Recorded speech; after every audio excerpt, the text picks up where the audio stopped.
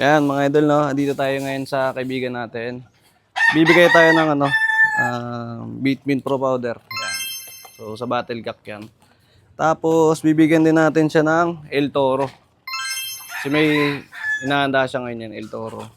Tapos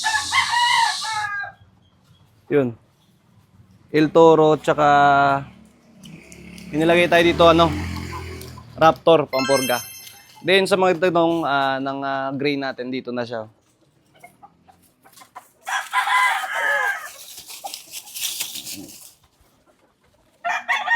So andito yung gray natin yan.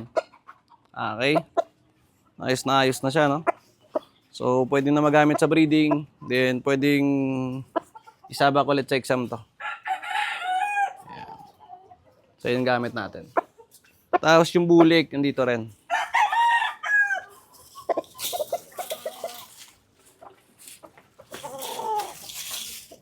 Ayan.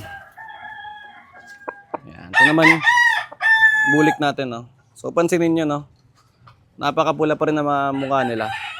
Kasi Bitmin Pro ginagamit natin. Supplements. Tapos may El Toro pa rin tayo binibigay. Then Premoxil dahil nga may mga sila, no? Sugat. So yun lang. Sa Battle Gak, lagi ka lamang.